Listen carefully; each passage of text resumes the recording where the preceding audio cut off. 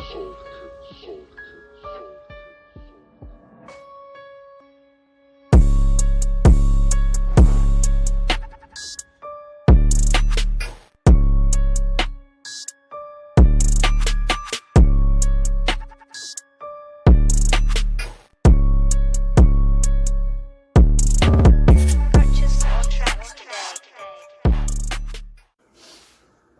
niggas ready this time?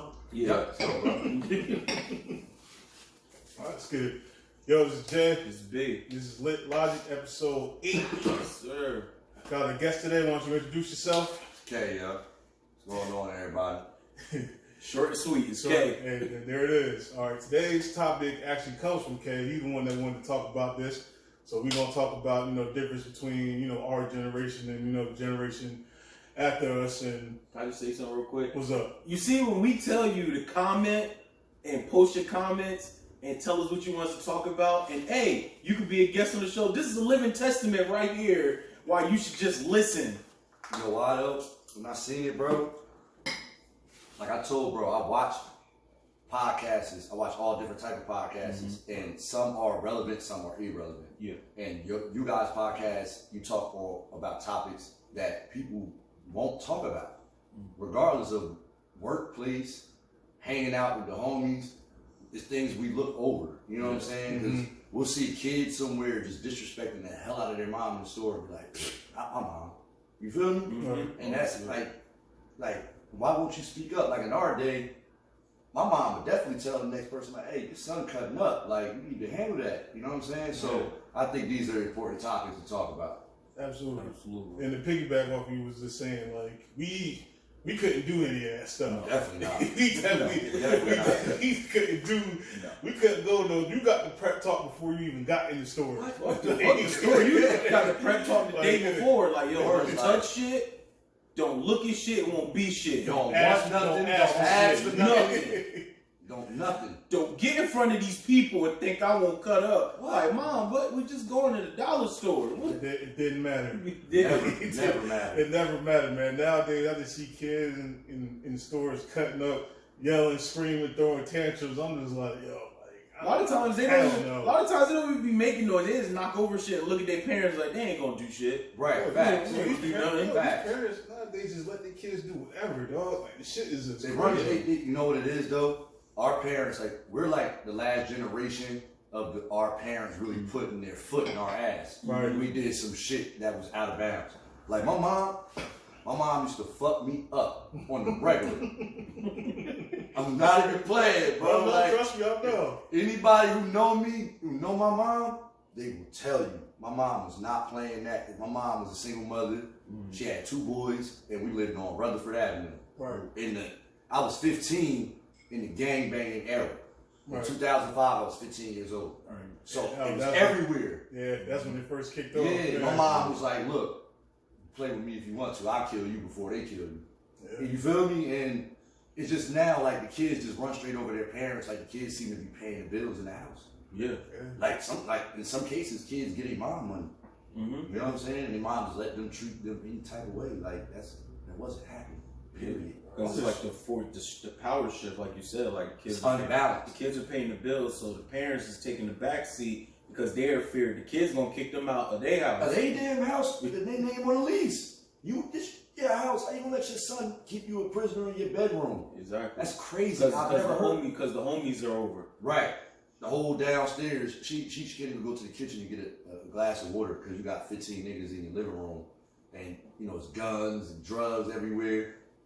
I wish I had the balls to have niggas in my mom's house with guns and drugs living in her crib. I wish I had the balls to even have company without letting you know. I wish I had the courage without letting my mom know. I let my mom know 4 days in advance. Hey, Mom, on Wednesday. Yes. On Wednesday, I want to invite one of my boys over. Is that cool with you? That is a natural. No, you think about it? That's okay. I'm okay with that. I didn't have a choice. Niggas popping up to your crib unannounced, like, yeah, what's up? Mom was definitely not going for that. No. She was definitely not going for that.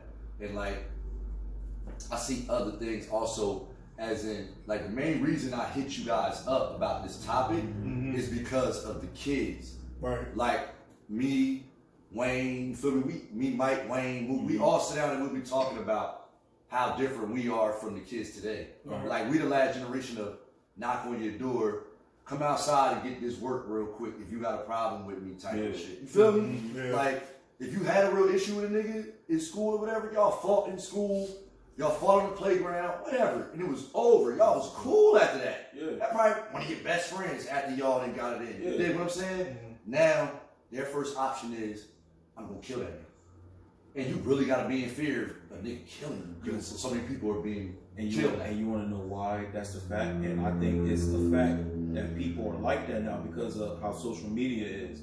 Because like if you back in the day, if you lose a fight, only people that's gonna know you lost a fight were the people that's there. Now you lose a fight, there's cameras. So with that one person, thousands of people are watching you lose. So in that case, it's either if I got beef with somebody, it's go big or go home. Facts. You know, it's either I'm the headliner or nothing. That's a fact. A lot of that is people being too prideful. Yeah, I was just about to say that. People afraid to take an ass being whooping. too prideful. Like, nah, I ain't gonna let nobody let this nigga get one up You on just me. watch me real Instead quick. of there, like, people would rather throw their life away instead of just losing a fight. For nothing, bro. Like, you lose a fight, you know, niggas might laugh at you, whatever the case may be, but at least you still be You around. was a man enough to step in that circle and take that ass whooping. Yeah. I tell people all the time, I look at you more of a man for you putting your hands up than the first thing you go do is grab your gat. Yeah. You feel what I'm saying? Get in that ring and take that ass whooping. Yeah, your nose might get broken. Nigga, you go to the hospital, your time, your wounds are healed. But you learn from that. But you learn from them situations. You might have said something that you wasn't supposed to say. You might have did something to somebody you wasn't supposed to do, and you learned your lesson. Like, I feel like there's only very, like, vague situations where it got to turn to that. The physicality, right? Yeah, like, or, no, just like going towards like getting a gun. Yeah. Like, it's very few situations where, like, if something were to happen like that and somebody like explained the situation, I've been like, all right, well, maybe that nigga deserved that, this, that, and the third. But like, a lot of the times, a lot of this shit be for nothing. Pointless. And just like I was telling Jay, like a while ago when we like had this discussion, I'm like, a lot of times these kids be wilding like that. When we were young, we had like a lot of people take the term OG and take it as a bad thing. But a lot of us growing up, we had people that were over us, like that checked us when we were, you know, because we were the little homies, we were little brothers. So they had to pull us to the side and be like, yo, what you doing? You fucking up. You know that what? ain't how we that ain't how it go over here. And to piggyback off what you said, bro, just what you just said right there. There's no more of it. There's no more big brother out here to tell a little nigga they wrong. You know what I'm saying? I'll say that those people are still out there, but they're condoning the shit that they're doing. Right. So there's no turn a blind eye to it, like, he young. Yeah. No, it's not that he young, bro. You can help save his life. Or it's just they encouraging the shit because they just like that. Facts. Like there's people that's our age that still be on some bullshit. And I'm just like, bro, absolutely the truth. we like damn near 30. Like, why are we still doing this shit like we still in high school? Or the person that's being put in charge to sit there and be like, yo, I need to check this, don't know what they're doing. Because they like you said, they were the runt that was out there doing the bullshit. So they got they got a chance to actually, they didn't learn from what they were doing. Right. Because nobody was there to check them. Right. And so now they get put in charge to do something and they got to go check somebody else. They don't know how to do that. So what they do, they influence it because that's how they feel like that's how they'll learn from it. It's a fact. That's a fact. And it's like, I've been around younger kids, you know what I'm saying? That's around like my brother age. My brother be 24 in May. Mm-hmm. So I've been around kids his age and all they want to do, bro, is pop Molly. Smoke weed. Don't get me wrong, I smoke my weed too, you feel me? But you can do what you do in the comfort of your home. You don't gotta go hang out on the block and be all dumb high up. You know what I'm saying? To the point where you don't know what's going on and then your man get killed or something like that. You don't understand what's happening at the moment because you're outside of your mind. You know what I'm saying? It's new drugs today that they probably were around when we were younger. But it wasn't as big. Exactly. Because a lot of those drugs that are out today, they were for rich people. And a lot of people that are middle class and poverty, couldn't afford it. So now those drugs that were for rich people, people flipped it and was like, you know what? we'll do more of a killing and we'd be able to sell to people in, you know, poverty, you know, environments or middle class, because those are the people that are going through it the most, and they're the people that's going to want to take it to ease their pain, ease their mind off of different stuff. So very true. To add on to that is, you know, back when we was growing up, it was looked down upon to do shit like that. What? Yeah. Oh, like, you even joked about smoking crack. People like, what? So it's a like back then it was just weed, and that's, you know, what everybody was doing. But you know, back then, let a motherfucker just like snort a line and some shit. You would look like that nigga like you crazy. Now they just do that shit all willy nilly. It's normal now. It's normal now. It's normal now. When you go to a party, you might want to do coke. Somebody do some coke, bro. God, it's normal now. That's not okay. That's not okay. There are three things, and I tell you, there are three things that will go on your permanent record that will never, that if you do, it will never come off your permanent record. One is eating ass. That's a fact too. The other one is smoking crack. Once you a crackhead, it's never coming off your record. Even if you did it once, you are always going to be Bob the crackhead. It doesn't matter if you're a reverend. You're going to be Bob the reverend that used to smoke crack. Word. And woman beater. Those are like the three things. If those are on your record, you are forever going to be that. Nobody's going to look at Stanley the philanthropist that goes around and helps the community. No, he's gonna be Stanley that does all that. Plus, he used to beat his wife and smoke crack in the bathroom after. Like that's Stanley. That's his legacy. But three things. You laughing because you know it's true. I disagree slightly. I do believe that things follow you for the rest of your life. No, but I'm a crackhead. Like you smoke crack, it ain't gonna follow you forever. I mean, I just said that I believe that it'll follow you, but I don't think that defines you as a person. Like whatever you did, you might have been clean for 30 years. You should applaud somebody for being clean. No, it defines you as a person depending on who eyes is looking at you. Right. Like to some, if you right. Exactly, exactly. But I'm just example like Whitney Houston, Bobby Brown. Yeah. Whitney Houston probably had the most beautiful voice of our generation. Whitney Houston was Beyonce before Beyonce. Exactly. She was that Mariah Carey. Once all that crack stuff started to come into her life, people turned the eye to her like, oh hell no. But I'm gonna give you a better example. Take Bobby Brown and Chris Brown. Bobby Brown and Chris Brown are doing. Chris Brown's doing the same shit Bobby Brown used to do. But what makes it frowned upon when Bobby do it, because back in them ages, people was doing that, but that was behind closed doors. Bobby was doing it in front of your face, like, yo, this is what happens. That's right. Now, fast forward to nowadays, Chris Brown's doing the same thing Bobby Brown do. You know, he put his hands on Rihanna, doing drugs. People don't down him about doing drugs because now drugs is so out there and people are doing drugs. It's not frowned upon. So Chris Brown can lace his weed with crack, right, and smoke it. It would not be frowned upon because there's a bunch of other your favorite rappers and influencers that are doing that are okay in it. So guess what? The listeners and the people that's looking at that are saying, "Oh, I'm not going to frown upon Chris because we do it." So who am I? You know, judge him. Exactly. Right. And back in Bobby's time, if you did that, it was frowned upon. Facts. You know, you were exiled. That's a fact. Like Rick James, like all the stories you heard about Rick James and all them back in the 80s. Yeah. They were all that in pride. I mean, Rick James was wild. He was a wild boy. Yeah, see, that's all you knew was the wild. But you didn't know if none of the shit was true. Right. Like with Prince, if people, as many as the crazy wild stories you heard about Prince, you know, you'd be like, wow, that's funny and all, but you was like, well, is it true or not? Only the people that know it's true are the people that was there. Like Michael Jackson's case. Like me personally, I honestly don't think Michael touched any kid. Okay. That's just me personally. I don't think he touched anybody. Right. Was he weird? Absolutely. He was absolutely sleeping in the bed with children and all that. That's some left field shit. I totally agree with that.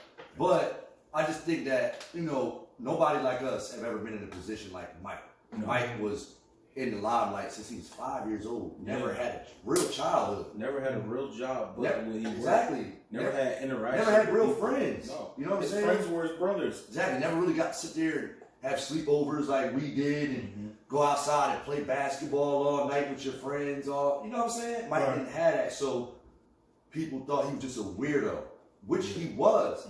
But he was just different. It's just different people in the world. They are different people. Right. But then the funny thing about that was when he got caught up in the scandal, oh, Michael Jackson's a monster. He's nasty.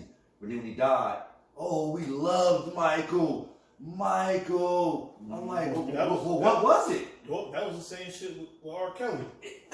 Where, you know, they Robert Kelly. Let me talk. Robert. See, with R. Kelly, you know, the shit came out. Right. You know, the people felt some type of way that you was on the fence. You was either, all right, I still fuck with Kells, or I don't fuck with But Kells. that's the thing. But when it first came out, that people was hearing, it was rumors because it wasn't proof. How old were you guys when that shit came out? I think I was in 6th grade. When the original tape came out. That was what, 2003? Yeah, I was 13. Yeah, I was young. I was probably like 11. Yeah. I was 13 when that tape came out. And it was all over school. I remember, yo, you see R. Kelly? Yeah, and I remember that too. You know what I'm saying? Yeah, And then that shit was weird. To really know he slept with a 16-year-old child was disgusting. With a straight face. With a straight face and then lie about it was disgusting. The part that fucked me up is he lied about it in court. And the people that are supposed to be the judicial system, they sat there and looked at it. Looked like him. It was him. And looked at him and said, "It wasn't him, Your Honor." The dude came in the room and said, "Robert." That nigga stop eating ass, huh? What? That's Robert. Well, the reason why that got thrown out because the witness was compromised. Facts. So so money talks. Money, who don't it? But the thing with that is, you know, that happened. Yeah. People forgot about it. He was still making music. People still loved R. Kelly. Years. But it was still in the back of their mind. No, it's in the back of my mind for years. People forgot about that shit till that documentary came Until out. Chocolate Factory and all that came out. And the album was still great, though. So Dancing in the Name of Love came out. It was like Robert didn't do it because he was dancing in the name of love. Facts. During while that court trial was out, that Negro was in the studio making the Chocolate Factory. Facts. Just to cloud people's minds. That is a fact. It came out around the same time as the court shit. Yeah, you're right. And they had a choice. He when that whole documentary took place, that rolls up the skeletons out the closet.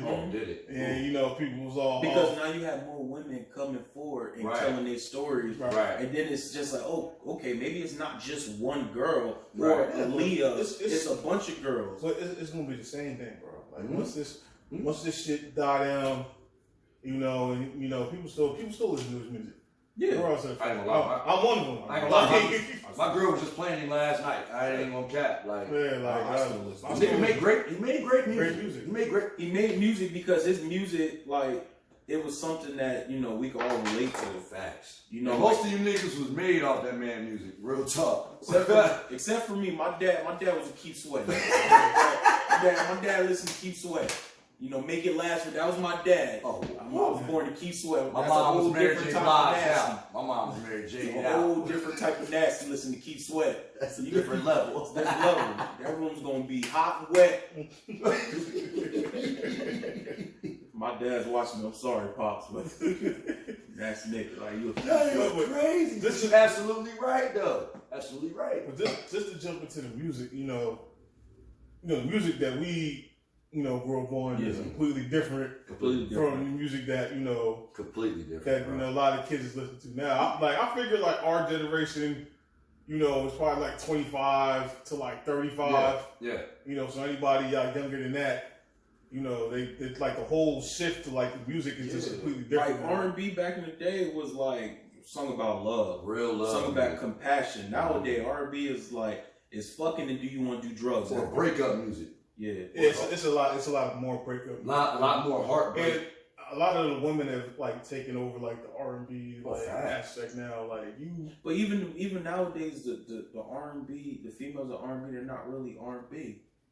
I would say I wouldn't like me. I'm a big Rihanna fan, but I wouldn't solidify her as R&B. Well, she kind of slid over to like the pop side. Yeah, that's what I'm saying. And even now, like Rihanna hasn't made no music in a while because you know she's doing the makeup thing and you know she was dating somebody like a billionaire or something. So she didn't really have to do nothing. She was pretty much set. She had her feet up. Yeah, so she's chilling. So I'm just talking about these new people like, you know, Ella Mai, her, Summer Walker. Okay. You know, they really the faces of like R&B right now. So I guess like artists like SZA. Yeah, like, you know, it's a lot of breakup. Jhené Aiko. Yeah, you know, it's a lot of, you know, freaky shit.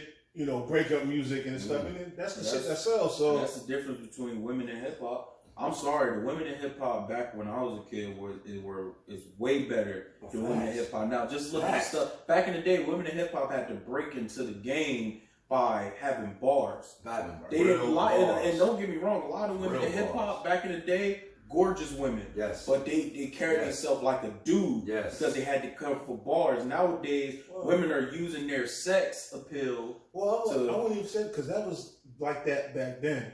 Because people like Lil Kim, Foxy, they did a lot of sex appeal. I was talking about MC Light, Queen Latifah, was it Boney Love, Salt and Pepper, like that era. Even with Salt and Pepper, they were kind of like they were sexy, but they were still conservatively sexy. You know what I'm saying? Mm-hmm.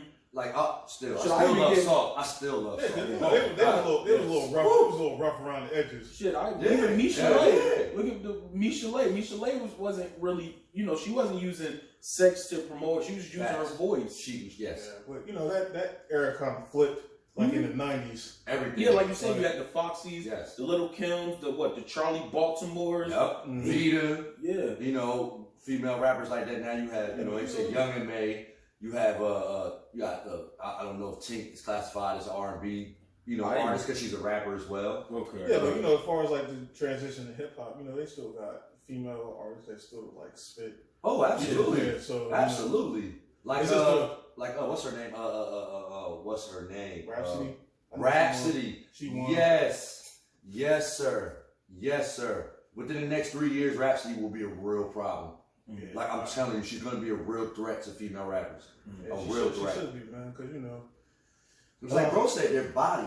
Like every time, I love Megan Thee Stallion like everybody else. But every time I log on Instagram Live, I don't want to see your body every time, baby. Like sometimes you got to leave a nigga with something to think about. Don't get me wrong, I like seeing it. You look like everybody else. She got braids and she look good. Yeah, because you a man. You want right. She look good too. But it's all the time. Every time she logs on, she cooking breakfast. She in her shorts, her ass. Like, you just on her page like, damn, Megan, more ass. More ass. That's all you got for me. Like, you know what I'm saying? She's a great artist. She's a great artist. I think she's a great artist. She has a big future ahead of her. Yeah. But she could do better than just throwing her ass out there, in my opinion. I feel like it's more to her than her ass. You gotta realize, you know, times have changed. You know, back then, you know, back then, you know, we didn't have. We was kind of like in the start of like the social media age, so you know we know about, you know, being on the house phone, three-way, this, that, and third. Those are the good old days, bro. They don't know nothing about that. Oh yeah, you probably know about AOL Messenger. Oh, you gonna get AOL? Oh man, when you had a dial-up connection. Yeah, bro. Come on, man. Come on now. You know, you getting cursed out because your mom can't call the crib because you want to. Like she about to use the phone and hear your conversation. Hey, I need the phone. What? You be like, all right, y'all. I'm gonna call you. Mom, how long you gonna be on the phone? You don't know nothing about the struggle. You know how many times my mom caught me on the phone talking crazy to the love? Crazy. She like, you gonna do what and what? I gotta call you. Oh God. They don't know nothing about. They don't know nothing about that. Those are the days. Oh, or you gotta press a button 6 times to spell out get the one letter. Niggas don't know about the game Snake on the flip phone. They don't know nothing about that. Nothing about that. Nothing about it. These kids got it easy now. Easy. Yes. I told my brother the other day, I'm like, bro, you know how easy it is for kids now with schooling? I'm like, when we was in school, you had to open up that book. And read and go through them chapters and find answers. Yes. Nowadays you can just go to Siri. Yeah, Siri, such and such. Oh yeah, it was this, that, and the third. You know what I'm saying? It's too easy for them. They got computers in the class looking up shit on the freaking internet, bro. You don't even really need right. You can take. They don't give them textbooks. They give them. Remember when we was in school? You had to do your work, and then you had the little computer area where you had to go do your little shit on the computer. You had all the fucking books you had to carry, bro. Plenty of them. Nowadays, like I said, my brother is 19. He just graduated high school, a couple of years ago. He like when he was in school, they had a computer. They didn't have no books where they was accountable for. They had computers. They had everything on there. Like I know when I was in school, that book at the you know what? That you let your mom had to come up to the school and pay for that. Let your mom $65. And I swear they used to make prices up. When books was not $80. They lost a bad book. Books $100. Like 100. God, Jesus. The 4 pages was missing that I needed. My brother's name was in that book. My brother went to school back was like 10 years ago. Books was like from like 97. Yeah. Bruh. Like these books don't cost that much. Still had the writings in it from 1997 in it. Crazy shit, man. And and then another thing, my mom was definitely not going for. I see a lot of now. The kids play a lot of video games. Mm-hmm. They spend too much time in front of my mom and dad used to lock me out the house and say, "Go what? play." You too? Yeah. They used to be like, "Yo, go! Don't come back at 5." Because they used to be tired of being in the house. My mom would take my bike, go down the porch, take it, go play, go. Bye. Bye. Our parents really just wanted to get freaky. They just like, get out the house. I'd rather for you to tell me the truth. Hey, bro, that's exactly what was going on. You gonna tell your 7-year-old kid that? No, you ain't gonna tell him that. You tell him to get out. You ain't gonna tell him get out because we about to go up there. I ain't gonna tell him about that. I'm telling him get out. You ain't gonna tell him it's Mr. Nasty Time. I'm trying to get your mom to see it. And we about to make you a sibling. Get the fuck out of the house. My mom's. But the thing nowadays is like, we wanted to go outside. We didn't want to be in the house. Right, all your friends was outside was where it was at. And then you know the crazy part? Now, like, what's different? To me, I always thought, like, this was like, to me, it was a game. But I always, like, nowadays, kids can text their boys, "Where you at?" "Oh, I'm at such, boom. Back in the day, we had no phone. Yeah, so we had like a memory. So there's 5 places we like to hang out. So you riding your bike to them 5 places, see if your homies is there. And then when you meet up, it's like, boom, we on. Now we riding around. Knock on the door, see if somebody was. "Excuse me, Miss Johnson. Is TJ here? Can he come out? Can TJ come out and play?"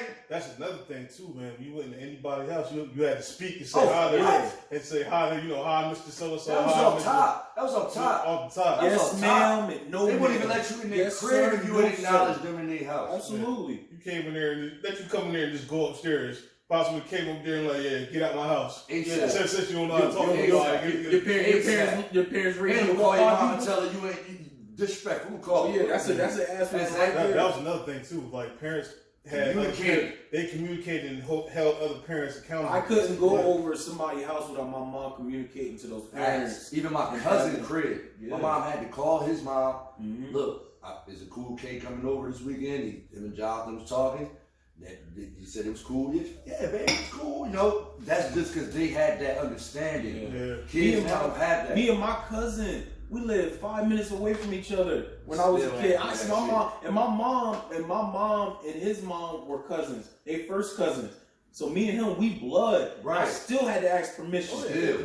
You call auntie and ask, can I go over? Still in there. Just because that was the respect factor we had to have back then. I think the reason for that is, people are like having kids like younger, and so that kind of older generation is kind of like dying now. How old grandma is now? 37. Yeah, but just like I was saying, not to cut you off, but just like I was saying, like what's different between like now and when we were growing, our parents had their parents to help. Mm-hmm. So if they made a mistake, they had them parents that been through that to basically piggyback off and be like, all right. Well, Mom, I don't know what I'm doing. I need help. Nowadays, you got kids that got kids, so kids is trying to. The parents that are kids are trying to figure stuff out because they don't know nothing. Well, here's the thing.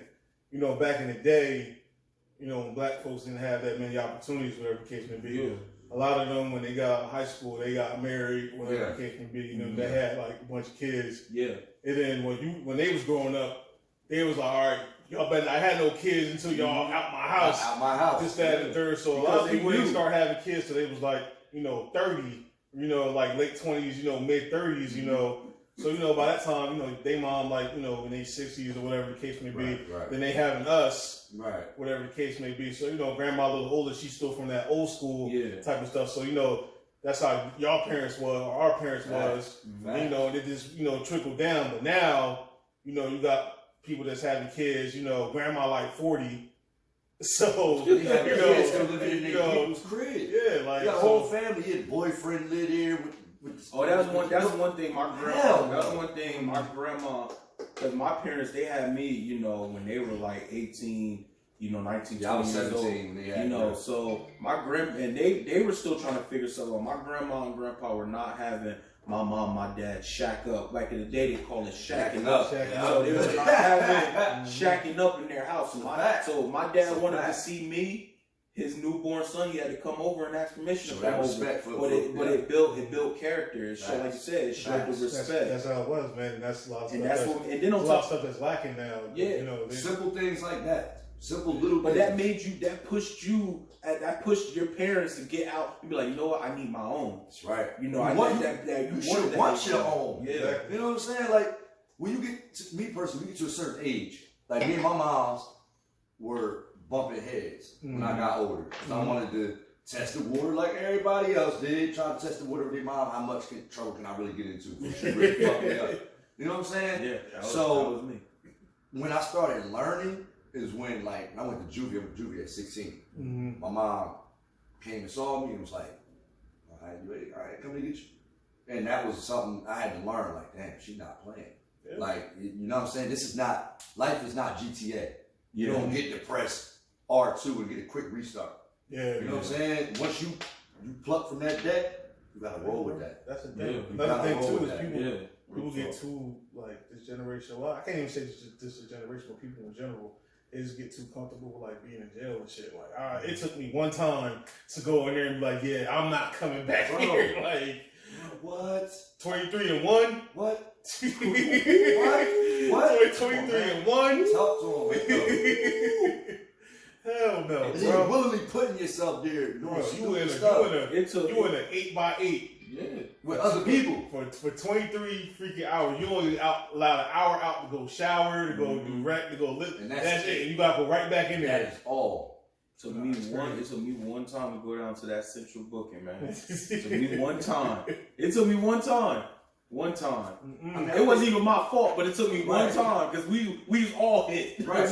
We all got thrown in the back of the car. Like bro said, like, how do you call your mom? Like, glorify that shit. Like, I've been in there. Like, unfortunately, I've been in the central booking. You feel me? Sit down there. This little young boys or whatever is down there like, oh, we don't give a fuck, whatever. Like, bro, like, that shows your character. That shows who you really are. They already are out here calling us monkeys and shit now. You know what I'm saying? That's why we got tails and all that.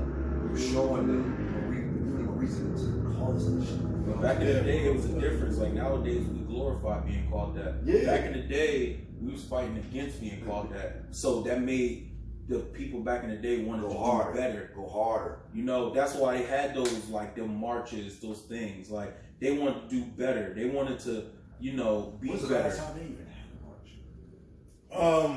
I think they had one a couple years ago for, like, the gun violence that was going on out here, but that was the last that I heard of. It just seems to die down and just wither away. You know what I'm saying? Like, you know, people get discouraged when, you know, you trying to put in all this effort and, you know, somebody gets shot and all this other stuff. And, you know, it really starts with, you know, the adults. Like, we got to set the example. Like bro said, it start right there in the home. Yeah. With the respect that you got from your grandparents, trickle down to your friends, your family, your neighbors. With the town, this shit didn't really start kicking off till like what, 05? 05, really? Yeah. I told somebody the other day, like, the most you had to worry about in the early 90s was getting your ass kicked. Yeah. Basically, that was the worst thing you had to deal with. If you had a problem with somebody at school, like, they were gonna kick your ass.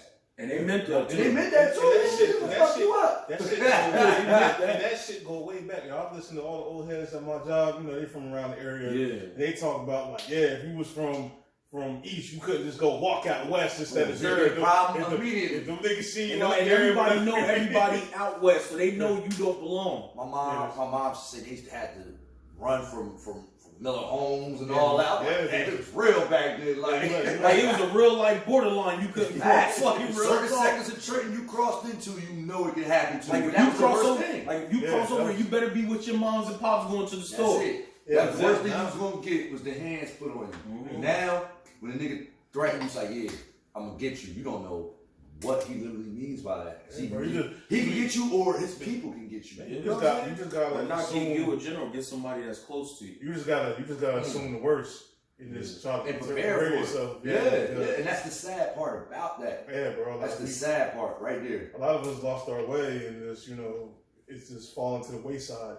Yeah. Like it's just all about like that's just like the first thing. The Like very it first. ain't nothing else. But it's Very hard to first. find, like nowadays, for like a lot of these kids now in the generation, it's hard for them to find a leader where the person that they're looking up to has never led anything in their life. It's a fact. They never been in that It's a situation. You can't even fight now. No, you We can't. was just talking about that too. You can't Cause even offer one-on-one. You Because don't know what's going shit on. that just happened not too long ago out west. That Whenever that girl. shorty got killed, that was the fight, but it ended up with somebody It was losing their life. one-on-one. It Yeah. was a square up one-on-one fight, and then it got all out of hand, and somebody lost their life Over nothing. for nothing. I couldn't at even all. tell you what was it about because I was reading into it. I don't even know what that fight, what none of that was about. Probably some social media shit. There was probably some dumb shit, but even then, the fight would have been over. And everybody that get would about have their been way. it. Yeah. Yeah, that would have been it. But Yeah. nowadays, bro, I think a lot of the thing that isn't talked about a lot of this shit, that's a root problem is mental health. Because Talk to him. you gotta That's very, very true. because you gotta Very you know, true. this area has a crab in the barrel type of mentality. Yeah. So everybody just feeling like they gotta like one up somebody or It trickled down through the It's just- generations. Yeah, Like so through it's the just like generations. And that's sad. That's sad. it's just a mental thing, and Right. really because you gotta be like that angry to like to pull go the, there. to go pull the To trigger go on there. somebody. Yeah, to really take it to that level. There's no going back. Yeah, there's no going back after that. It starts a cycle. Yep. It starts a cycle. It's like, all right, you might not even die. Nigga shot at you. I gotta go shoot at them. Yeah. It's like This so, makes and you- it's this makes you angry. yeah, and You know then it's what I'm just saying? like, oh, you killed my man's, I gotta kill your man's. Plus one. So Plus one. Yeah, That's the so- rule. You kill one of mine, I kill two of yours. That's how yeah, they play. and it doesn't stop. But you know what? You know the problem is though about the town. The town, they're influenced by too many different cultures of That different too. places. That Yeah. too. L.A., Chicago, Chicago, yep. Atlanta, New York. We're not these places, bro. We're Not not at all. that big. Like, And, Yeah. and just to throw a little history, like the town used to be companies Hmm. out just like Detroit. When that crashed, because I was asking my grandparents about that, they was around. When that crashed, that's when you seen a lot of Everything started- everything yes. started changing. yes. And Yes. then you look at then another thing you look what people that they're looking and they're getting these influences from. Like you have people that started from where they're at and now they made money and now their mentality is, okay, I made all my money. Now it's time for me to go, shit on these people. Like Right. shit on the people. Right. Instead of you got You people flash like on yeah, them. and instead of like you don't have a lot of guys like Nipsey, J. Cole, Kendrick that made their money and they're giving back. And But so you when got, they you give got, back, you got to look at it though. Like, you might think you comfortable in your own area, but you really not. You more vulnerable more now than ever since you got money.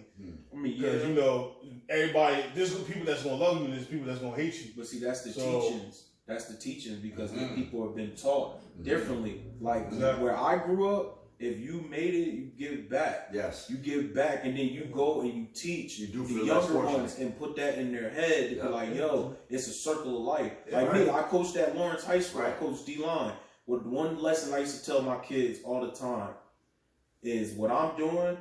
But me, I don't ask for nothing for them. Like if one of the kids I coach makes it to the NFL, I don't want nothing from them. All I want them to do is the knowledge I gave them is to go give it to another kid Pass it down to the next. so it can trickle. And that's the payment you get when you reach one kid that make it and they give you that thanks. And they be like, and that right there, that's enough payment. Like you helped me You help him reach steer his him highest out of potential. a bad direction. That means more than any amount of Any money we person. can pay you. Yes. But you Because that saved his shows life. that they made it. Yeah. And now the things that you have said to them or taught them, they're gonna pass it to somebody else. That's probably gonna take that as motivation to get them to where they need to get to. True. And thank that person. True. But it all needs to start with somebody. Starting home. Yeah. Start right It now. gotta be a group collective though. It can't just. Oh, be, facts. That's why they say it take a village to raise a child. Yeah, it can't just be. Because in our era, the neighbors, Yes. even our teachers, Yeah. If your neighbor Teachers. saw you effing up out there, they gonna- come gonna F get you up. Yeah. and then tell your mama gonna get you, your grandma gonna limbo get you. line of ass Yeah, whooping. but it ain't none of that no more. Ain't none of that. So they cut a lot of the programs for kids And that's sad too. So yeah, that's sad too. Back in the day, the YMCA was the program I went to. I went to that. Jumping. Every summer I was at the YMCA every day. If I wasn't down south visiting my family, I was at the YMCA, and it wasn't just for my parents to be like, my grandparents be like, oh, go to YMCA and play. No, you need to be. It's like one thing that's wrong with a lot of kids now. They're hanging around adults too much. They're not kids. These kids. If you talk to a little 6-year-old, he got more mouth than a 30-year-old. That's a fact. And he know more than a 30-year-old. That's a fact. He probably been through more than a 30-year-old That's because of how they're being raised. When I was a kid, I played with other kids. I was around other kids. You weren't in grown folks' presence. I wasn't at no card table. You couldn't be in their presence. I wasn't playing spades at the age of 7 when with your adults. parents was down there with their friends and stuff, you had to go upstairs and go outside. Exactly. You couldn't be sitting around listening to their If you want to come conversation downstairs or- and get something to drink and eat, you need to you yell and You somebody had to come go top get it. steps. Mom, I got the juice. All right. Yeah, well, somebody will bring it to you. Yeah, Go back in the room. It's kids tell the parents, yeah, mom, I'm having company tonight. You gotta stay in your room. Yeah. Listen, I don't make too much noise. That's crazy, but I pay the bill. Don't make oh too my much God, noise. mom would have shot and killed me. I'm like, you Yo, my here's- like, you want your money? Here's the thing, though. I think a lot of that, drugs play like a Heavy burden. factor. 'Cause, Heavy burden. back then it wasn't a lot of that, No. going on with us growing up. Right. But now it's more of a normal thing. Kids smoking with their parents. Yeah. So it's a little bit different. What I care about trying to instill That's a huge problem right there. What I care about. That's a huge problem. You're just comfortable with smoking with your parents. You're comfortable doing other things. Doing other things. Exactly. Yeah, my thing is why I care about installing some values when one, I don't have none. Exactly. And two, we getting high together. So it's just like So how you gonna tell me? How you gonna tell me to be a better person when you're influencing me not to be a better person? Because you're influencing me to do the same crap that you did. One thing my parents always told me, like you said, don't bring no babies in this house. Mm-hmm. And if you have a kid, you better take care of it. That's your responsibility. That's yours. That's not not our kid. So if you got to go to work and you need to find a babysitter, that's something you have. That builds the responsibility. You better get on your grind ASAP. That was another thing too, man. Like just you couldn't. Your parents wouldn't allow you to be like a deadbeat. No, like you couldn't. You couldn't. Oh yeah, I ain't going to school today. What? You're not going to school. You don't want to live here. Yeah, right. You obviously don't want to live in my crib. You don't want to live here. Obviously don't want to live in my house. Another thing too is like if you had kids or if you had kids young, you couldn't be like no deadbeat. They was gonna make sure you take care of that kid. That's a lot of things that's missing. I'm not saying that was like always the case, but that was from what I saw. Growing up, there wasn't none of that. Yeah. And then you have a kid. Guess what? You take care of him because I'm not doing it. No. I'm grandmama, not mama. And it's the one thing and that goes back to what you were saying. A lot of parents are afraid of their kids. Like me, it took me one time to try my dad. And it took me one time. One time. I was 15. You turned 15. Yeah, you start smelling yourself.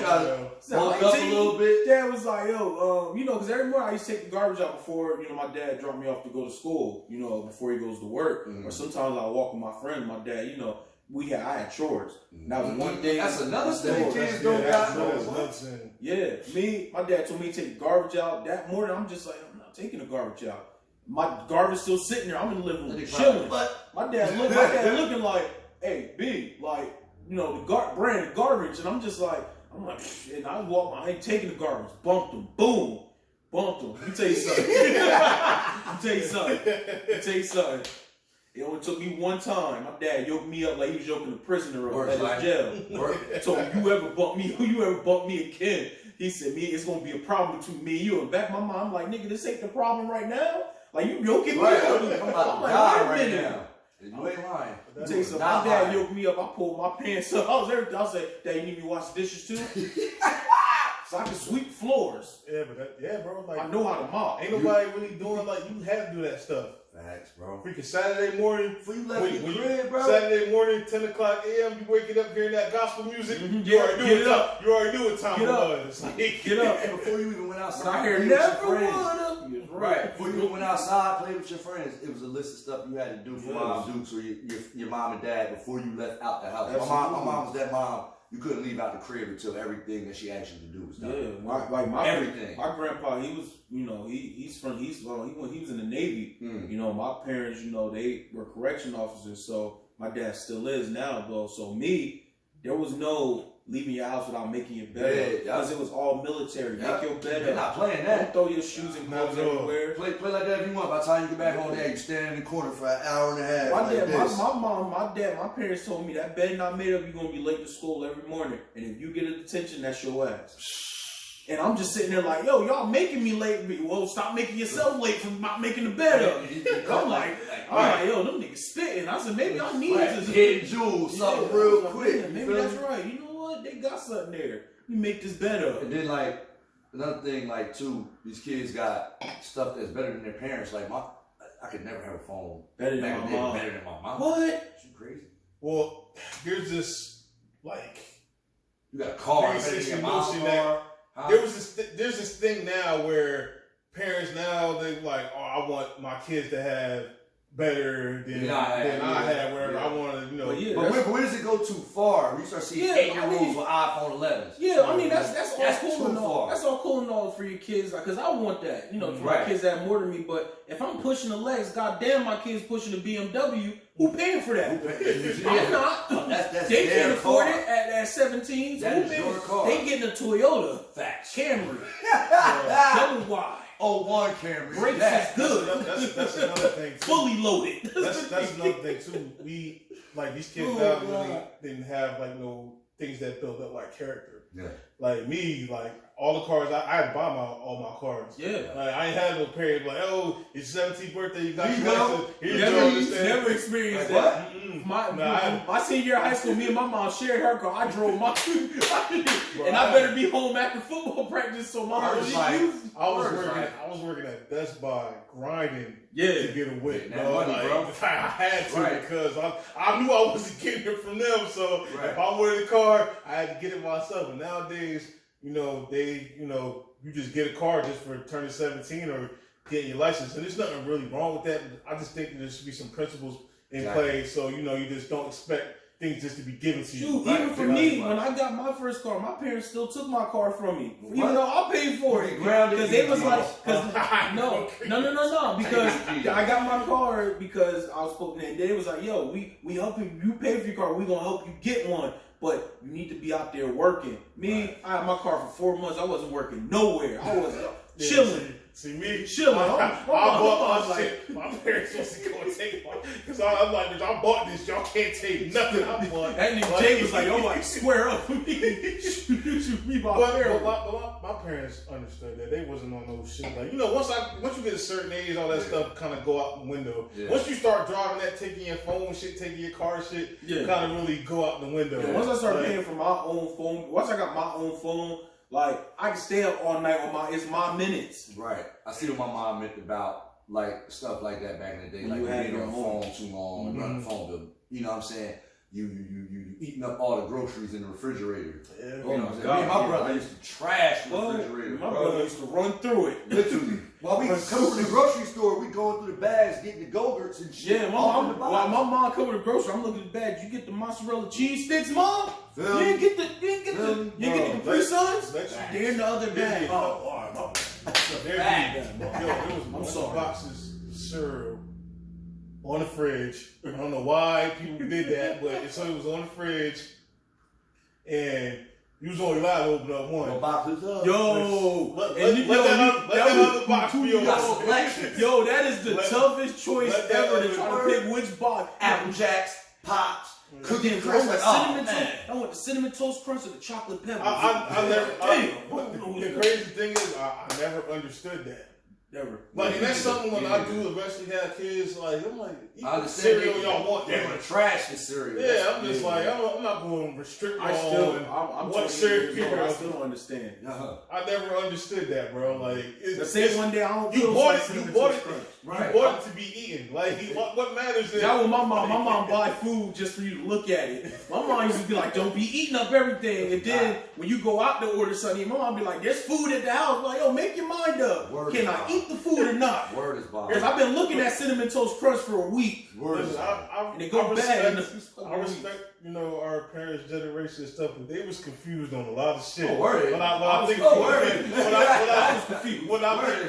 about it now, I'm like, yo, a lot of this shit didn't make no sense. Like, but again, they was brought up on another generation, so they just passing that stuff down, you know. Right. And there's gonna be some certain stuff when I have kids. I'm gonna pass it down. I'm gonna give you one thing my mom used to confuse me a lot with. My mom used to be like, don't sit on my living room sofa. It's not for nobody to sit on. Oh my God. I'm like, so you bought a sofa just for people to look at, and there's a TV in the living room. So I'm not understanding that, Mom. Grandma used to have the freaking the couch wrapped up in plastic shit. My grandma never did dehydrated sleeping on that shit. Yeah, but that was because, you know, they preserved things. You know, they didn't have a lot of money back then, so and they took pride in the stuff that they purchased. Yeah, so they took pride in it. That's why when you broke something, you got your ass whooped because you know. You got to. Because I'm talking arms in the air, legs dingling, ass whooping. Bro, what? My grandma. Wow. That was my grandma thing.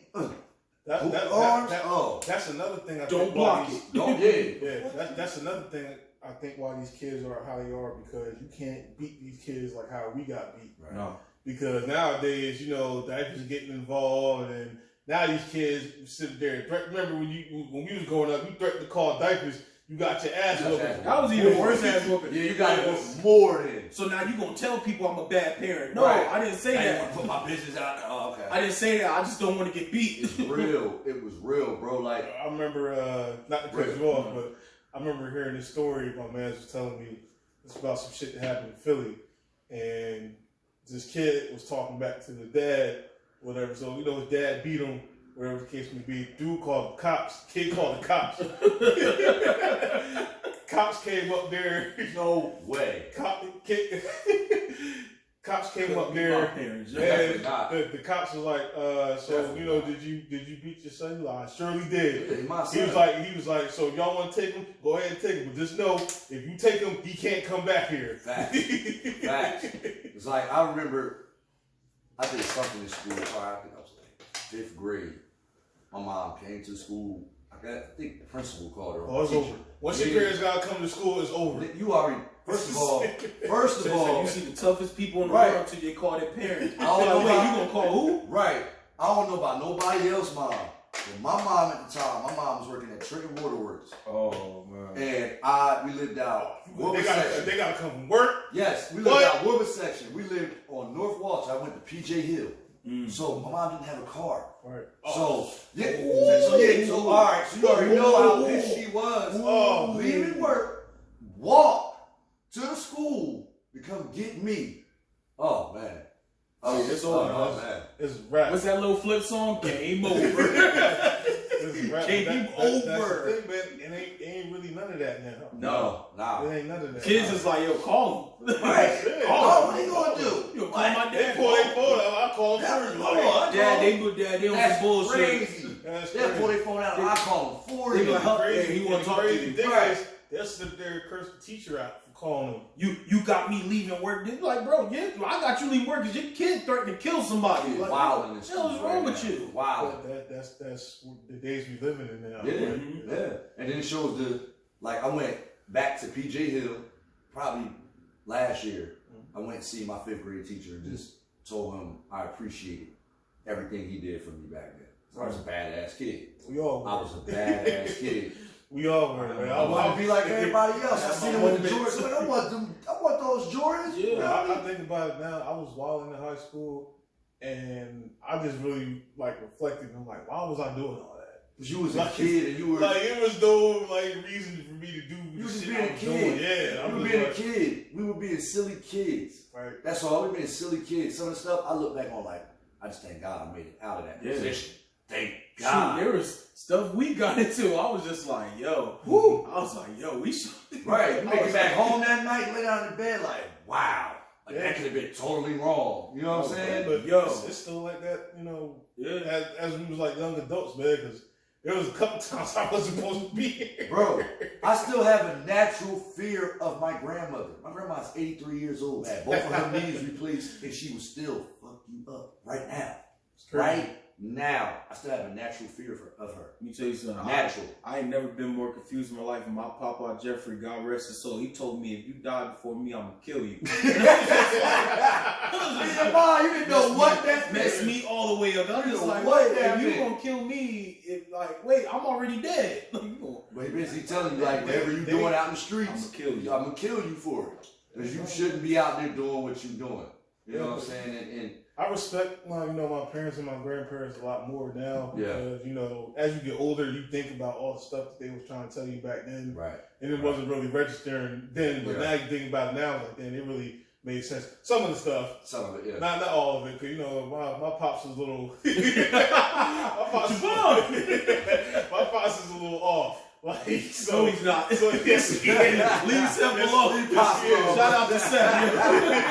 Shout out to Some Mr. of R. the stuff he was saying back then wasn't registered, and they still don't register. One day. But you know what? It blows.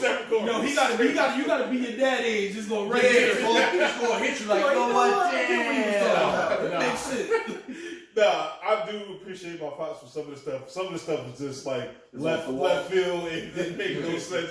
But that's just his personality, so I can't knock him. But that's just what he believed in, and so I can't knock him for that. But one of the things I'm thankful for is to have my parents, they got divorced when I was like 15, but my parents were together. They taught me a lot. Granted, they had me young, but I thank God for my grandparents too for being there because they helped raise me. And with my parents, still getting that, lesson from my grandparents, on both sides. And, for them instilling that in me, it taught me a lot. I'm 28 years old. I don't have any kids.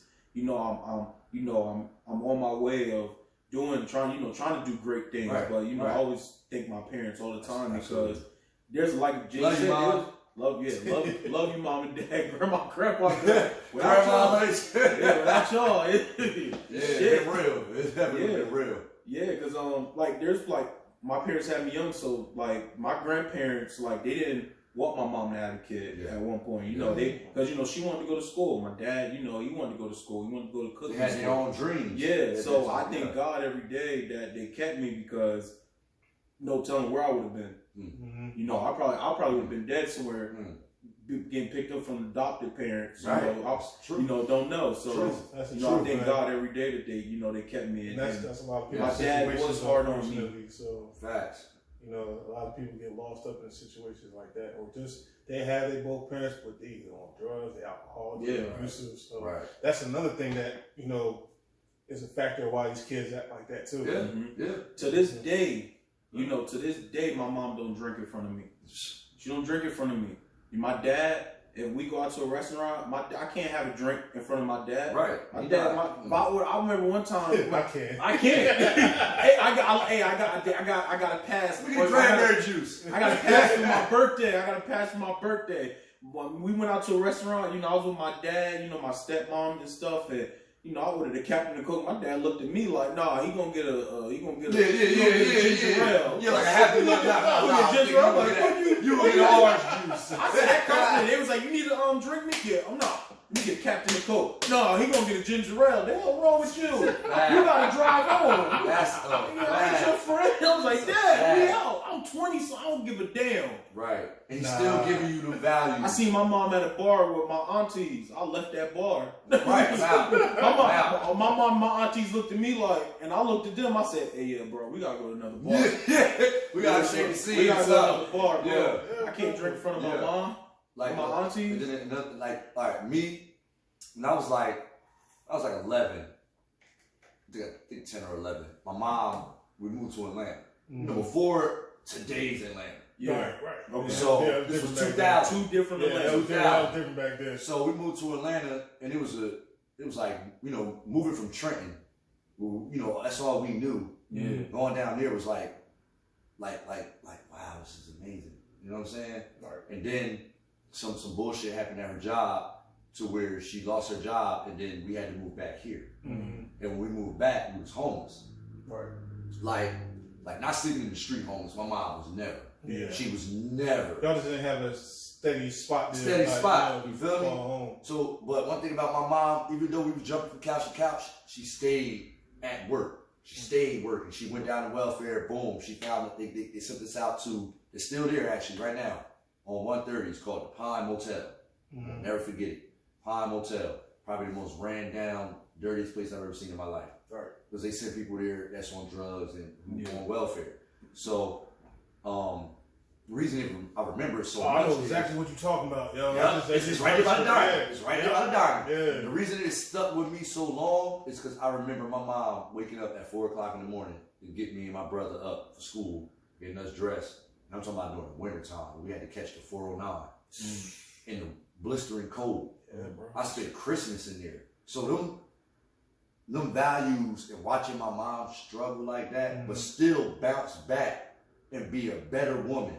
Right. It made me want to do better. I'm like, my mom can do it. I know I can do it. So I seen her scrape the floor and make a way out of nothing.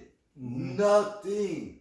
Literally. We see Lunchables, bro. Yeah. Lunchables. Yeah, like, but you look at that, you see the difference between, like, say that was, they're like, from the difference in the generations, because there's some moms, they would have been through what your mom has, and, you know, they would have had kids, they probably would have gave up. But, right. You know, the different I'm generations. getting kids off to my mom. Yeah, the difference is your mom wasn't having that. Your mom was like, she kept us together. Yeah, and she worked hard to make sure y'all was good. So that's why she was so mad when I cut up in school. Yeah. Or I was showing my ass. She was like, I worked way too hard for you to act like this. You know what I mean? Yeah, but the reason for that being is, you know, parents work so much, you ain't really there to be for the kid because you at work all the time. So, Right.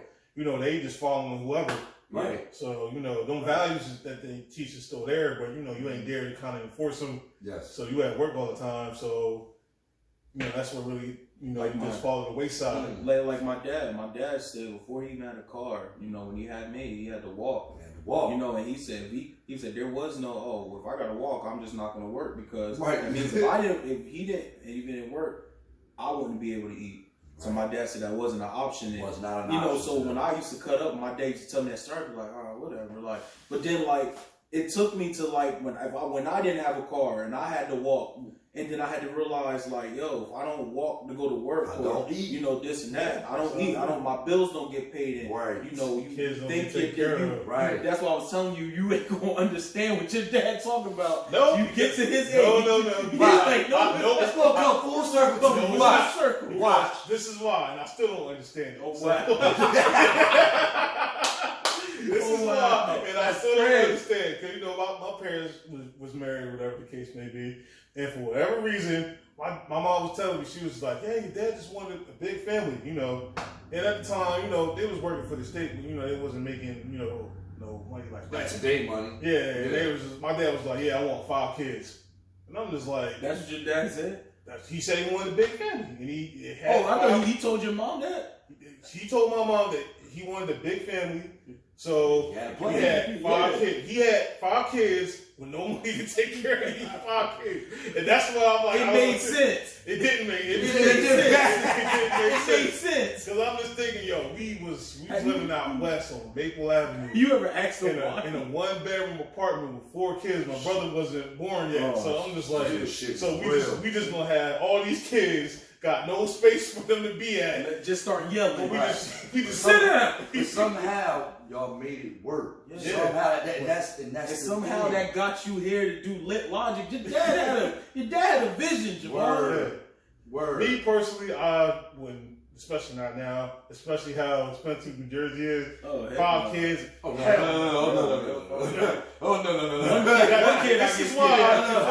This is why I don't understand it, because I'm just like, y'all had some there. Y'all made a way out of no way, and I appreciate that. But still, that just wasn't like smart in my opinion. That was the roughest road you could take. You know, you got 5 mouths to feed.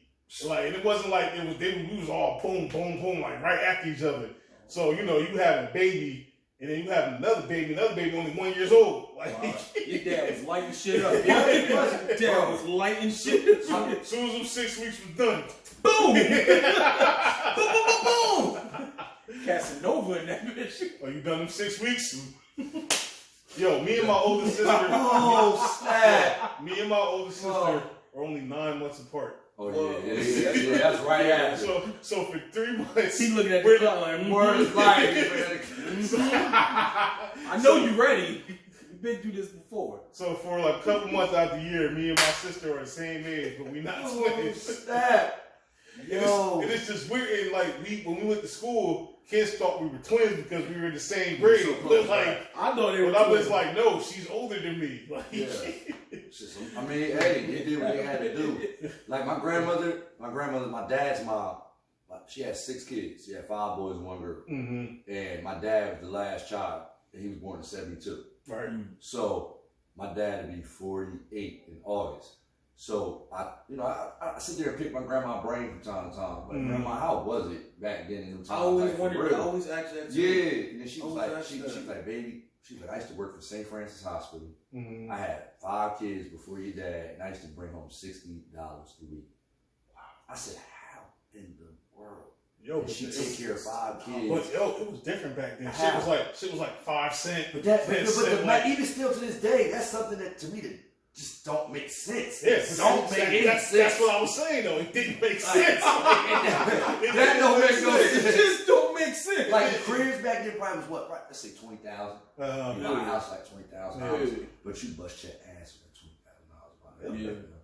You bust your ass for that house. Yeah, but You know another what I'm thing too, man. A lot of people like, grandma or great grandma, had the house. They passed it down, on. yeah. Yeah, so a lot of people got houses from people that like 3, 4, or 5 generations. Yes, yes. So that's how they, all you gotta do is pay taxes. That's it. So That's all it made it a lot easier for some people. With other Yes. people that they were shacking up. Sometimes you was living there with your uncle and your cousins. What? Oh God, I've been there. Oh my God, I've been there. You said you ain't saying no good thing. I done been there. No, that's how a lot of Hispanic people do that shit, bro. Yeah. I was working with these Hispanic people, bro. They was like 13 people in like one house out South Trenton. God, that's Bro, but outrageous. But But they made it work. They made it work. somehow. Somehow, I would have killed myself because there's You find a way. Bro. Even when you see no way. Mhm. Even us being African Americans, Right.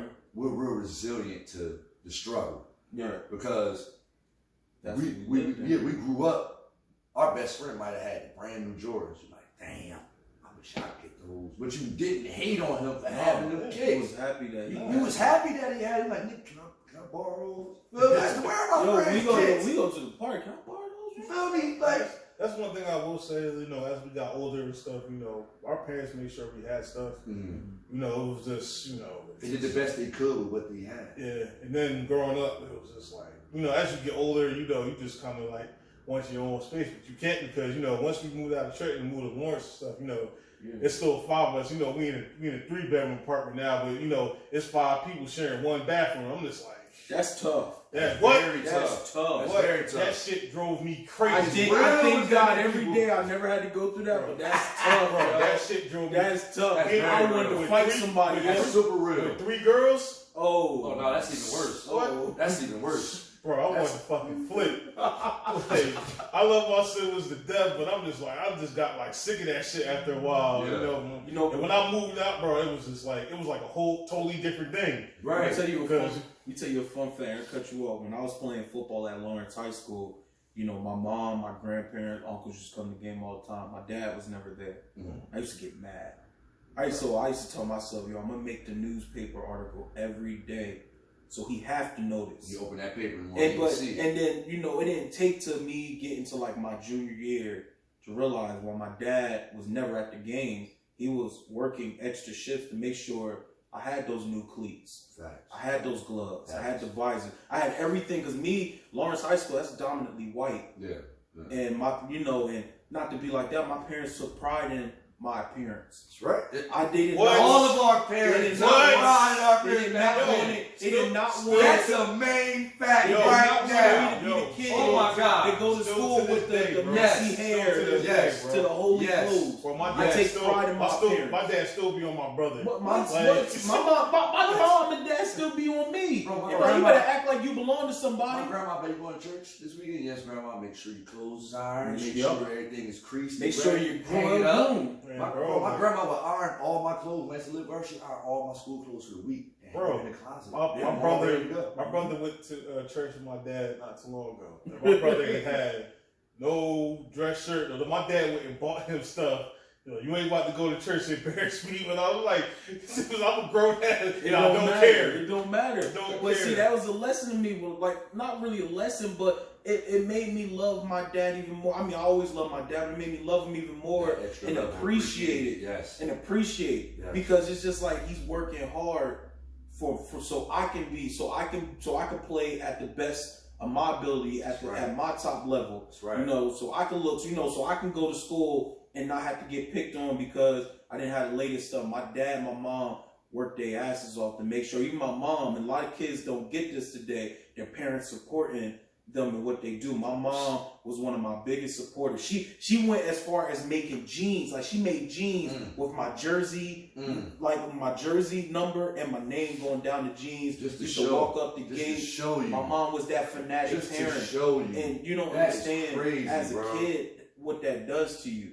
That, It first off, it makes you, it make you want to go get 15 sacks a game. Word. It make you not want to come out for a play. Word. Nah, coach, I can play that too. Because you see that support you're getting.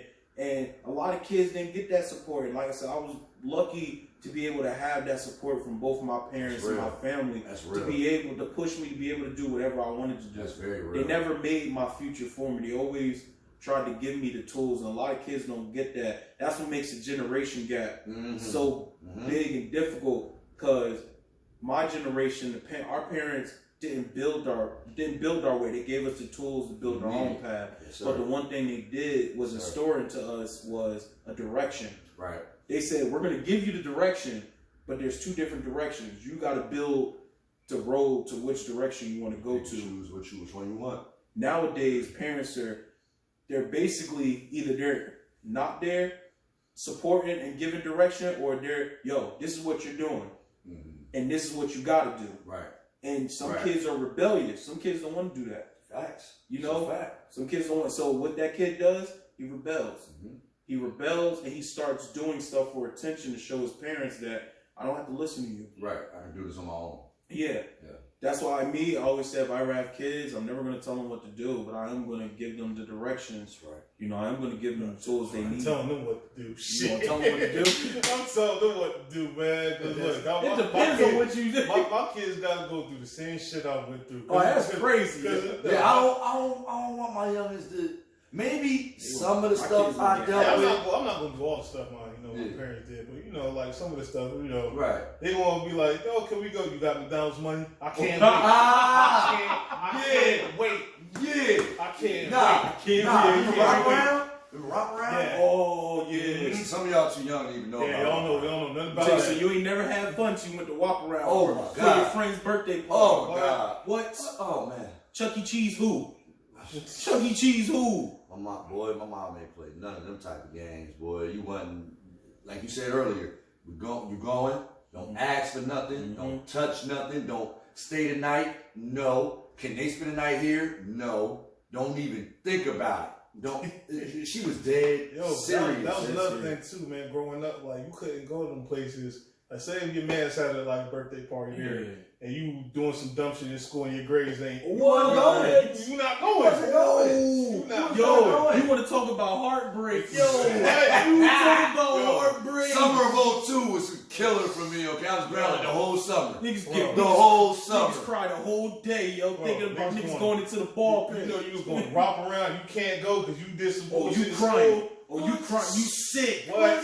Sick, not even a word, bro. Day after day.